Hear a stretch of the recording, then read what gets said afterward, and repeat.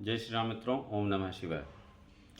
मित्रों, आज का जो टॉपिक है वो चंद्र ग्रहण को लेकर के है।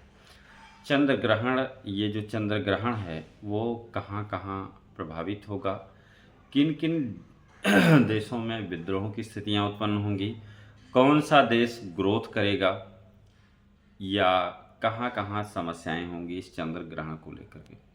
आज हम पूरी वीडियो, पूरा कार्यक्रम इसी पे बेस्ड है। और यदि आप हमारे इस चैनल को पहली बार देख रहे हैं तो ये पूरा वीडियो देख के जाइएगा, क्योंकि आज का जो वीडियो बहुत खास होने वाला है। आने वाले 2 से 3 महीनों में क्या क्या घटनाएं घटित होंगी और किन किन देशों में घटित होंगी, क्योंकि इससे पहले भी हमने जो जो वीडियो दिए हैं वो घटनाएं जो हुई हैं, आज जो जैसे बाढ़ की समस्याएं हैं उत्तरी भारत में, पंजाब में, हरियाणा में, इधर उत्तर प्रदेश में या फिर हिमाचल प्रदेश में क्लाउड बस्ट की घटनाएं हुई हैं या लैंडस्लाइड की घटनाएं हो रही हैं। हमने पिछले कुछ वीडियोस में ये सारी बातें स्टेट वाइज हूबहू बताई थी और वो सारी भविष्यवाणियाँ मेरी सत्य हुई हैं। तो आज हम इस चंद्र ग्रहण को लेकर के जो एक नई भविष्यवाणी करने जा रहे हैं और किन देशों के लिए ये चंद्र ग्रहण अच्छा रहेगा, किन देशों के लिए खराब रहेगा, कौन सा देश ग्रोथ करेगा, कौन सा देश में विद्रोह होगा, ये तमाम सारी चीज़ों की बात हम करेंगे। सद्विषा नक्षत्र और पूर्वा भाद्रपद नक्षत्र को लेकर के, जहाँ गुरु और राहु दोनों का इम्पैक्ट पड़ेगा। क्योंकि चंद्रमा जो है इमोशन का कारक है, मन का कारक है। तो इमोशनल जनता की जो मांग होगी, उसके द्वारा जो विद्रोह होंगे, कई सारी चीज़ों को इंगित करेंगे।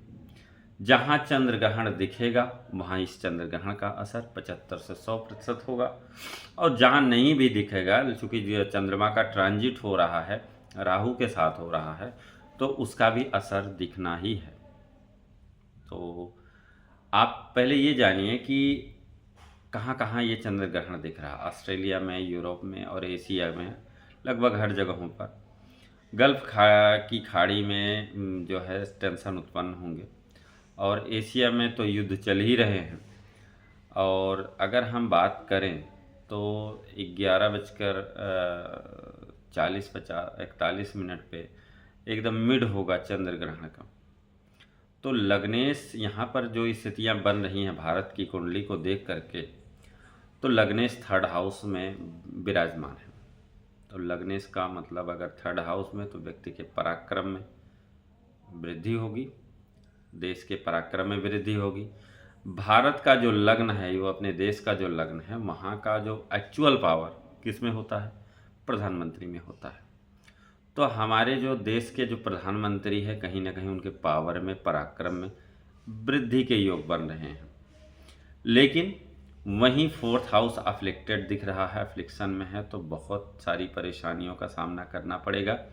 हालांकि देश में इनकम की स्थिति बढ़ेगी, रिसेशन भी है यूएसए में। अभी अगर यूएसए की बात करें तो यूएसए में और भी अच्छी तरीके से रिसेशन आएगा और यूएसए की स्थिति दिन प्रतिदिन और ख़राब होती जाएगी। अगर थर्ड लॉर्ड चंद्रमा है और 10th हाउस में राहु के साथ बैठा हुआ है, भारत की कुंडली की बात कर रहे हैं तो पराक्रम है। पड़ोसी देश की बात करें तो बांग्लादेश में राजकीय विद्रोह आपने पिछले दिनों देखा ही है। बांग्लादेश की स्थिति, जनता फिर से सड़क पर उतरेगी, आर्मी 2 धड़ों में बढ़ जाएगी, आर्मी को कमान संभालनी होगी।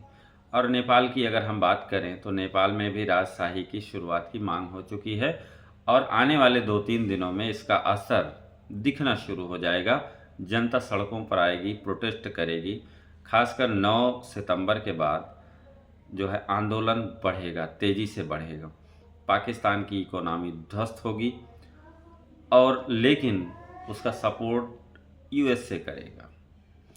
चीन की अगर हम बात करें तो थर्ड हाउस में की बात करें तो चीन और रसिया कोई एक बहुत बड़े संधि को कर सकते हैं।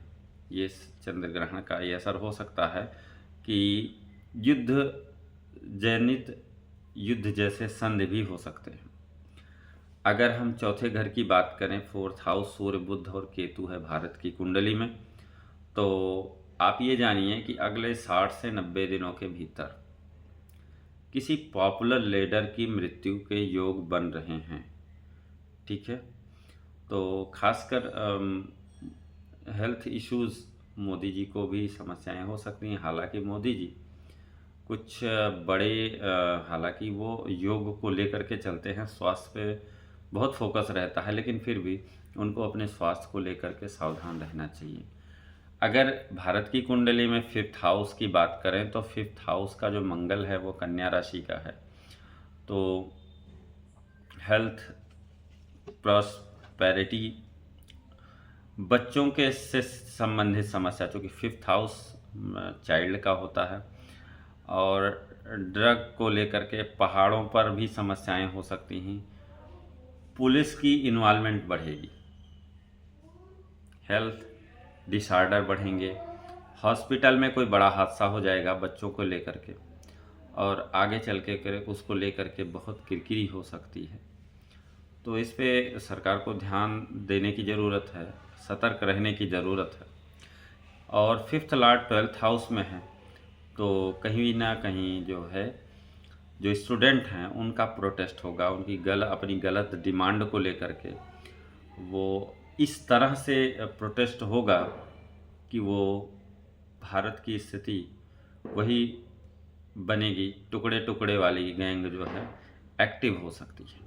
लेकिन उसके बाद भी अगर हम देखें, इन सब के बावजूद भारत की जो आर्मी है सड़कों पर, इनको बहुत अच्छे से निपटाएगी इनसे। और चूँकि भारत की कुंडली में मंगल की महादशा भी 3 सितंबर से शुरू हो रही है, तो जो लोग इस तरह के कुकृत्य करेंगे वो बचेंगे नहीं, आर्मी तोड़ेगी और ढंग से तोड़ेगी। षष्टेश शुक्र है 3rd हाउस में, तो शत्रुओं को भारत परास्त करेगा। भारत के जो भी शत्रु होंगे वो भारत परास्त करेगा। तो 7th लॉर्ड हैं 12th हाउस में, और 3rd हाउस से उनका रिलेशन है, तो इलेक्शन को प्रभावित कर सकते हैं। कहने का मतलब है कि विद्रोह और दंगे होने की संभावनाएं भी दिखती हुई नज़र आ रही हैं अगले 2 से 3 महीने के अंदर।